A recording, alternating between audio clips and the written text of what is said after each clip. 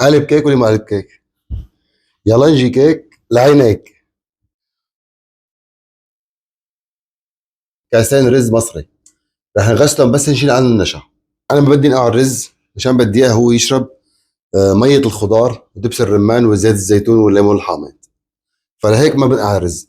هلا في طريقه تانية لليالنجي، بيحمسوا الرز مع البصل، وهي طريقه صح، بس انا بحب هي الطريقه، بتحافظ الخضار على نكهتها وبيطلع الرز عندكم غير شكل. بدنا بصل، بندوره،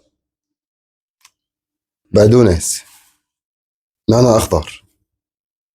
هون الفليفلي اختياري، بتحبوا تضيفوا فليفلي ضيفوا، انا بحب ضيف فليفلي صراحه. كله مفروم على الناعم. معلقه كبيره ملح. كوب زيت زيتون، مش حنحطه كله، حنحط نص هون ونص نحطه بالطنجره. معلقه صغيره نعناع يابس. ربع كوب دبس رمان. عصير ليمون حامض. وهلا بنبلش نخلط. لازم تكون كميه الخضره اكثر من كميه الرز. الله الله على الريحه. معلقه صغيره فلفل اسود. نص معلقه بهار حلو.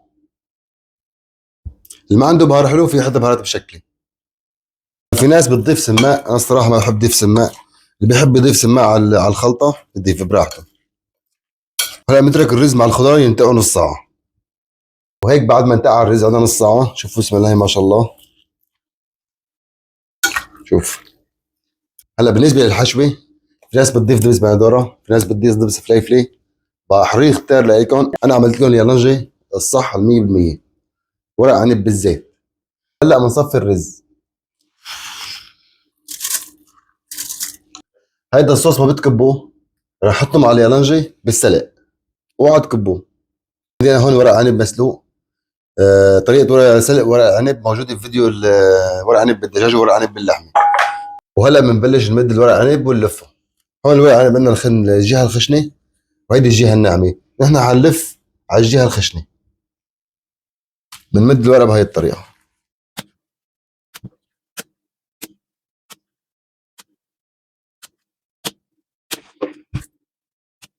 وهلا بنبلش نحشي ورق العنب. بالنسبه للحشي لازم نكتر شوي الحشوه مشان تطلع عنا الحبه حلوه، لانه فيها خضره، الخضره بتخس بعد الطبخ. وهلا بعد ما وزعنا الحشوه، هلا بنبلش نلف. بنلف بهي الطريقه.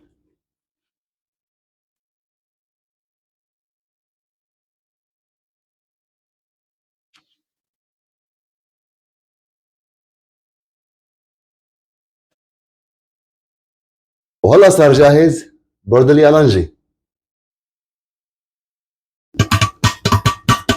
وهلا بنجيب طنجره.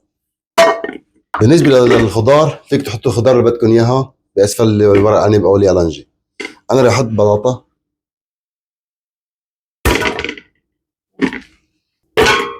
وهلا بنسطر ورق عنب. ما بدنا نرصهم كتير، بدنا اياهم تكون الحبه مرتاحه عشان تشرب صوص مزبوط. هيك سطرنا ورق عنب. الورق اللي عندكم الخربان واللي بيكون قاسي كتير حطوه على الوش مشان ما يسود معكم. وهيك صارت عندنا الطنجره جاهزه. اذا عندكم هذه الفخاره بتقلوها فيها، اذا ما في اي صحن او صحنين ثلاثه فوق بعض او صحن عليه طنجره اللي بيريحكم موجود عندكم.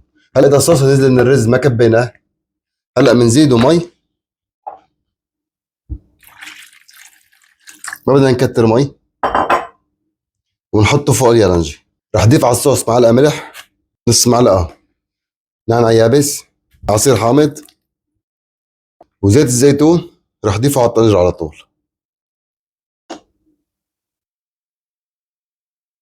بالنسبه للمي لازم تكون عسوية الورق عنب، ما بدنا مي كتير بالورق عنب.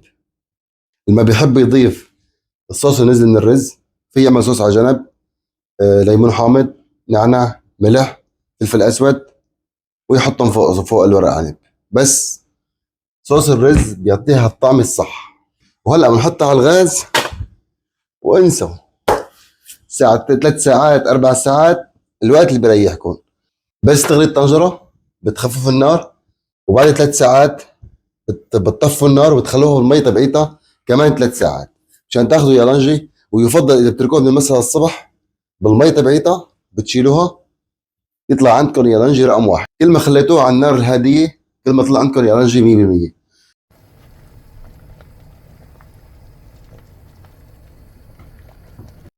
وبعد مرور 3 ساعات طفينا النار وخليته بالمي تبعيته كمان 3 ساعات حتى يبرد.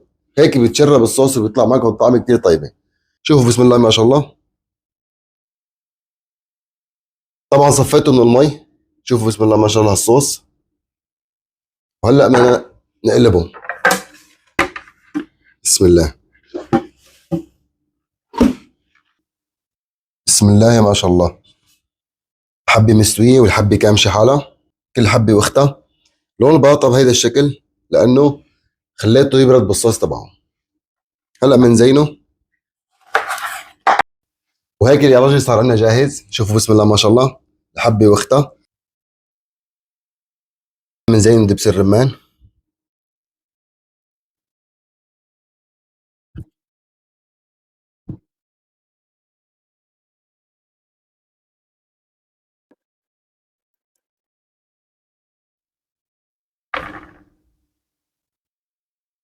يالجي كيك لعينيك.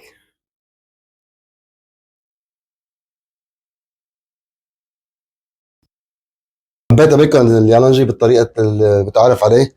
وهيك اعمل لكم مفاجاه صغيره، اللي عنده حفله عيد ميلاد، اللي عنده عزيمه، اللي عنده، شوفوا بسم الله ما شاء الله، مو ناقصه غير شمعه. حطوا شمعه وهبي بيرز دي. اذا عجبكم الفيديو ما تنسوا بالشير واللايك والمتابعه. وتذكروا دائما مع الشيف برهان لا حدود والله ابداع.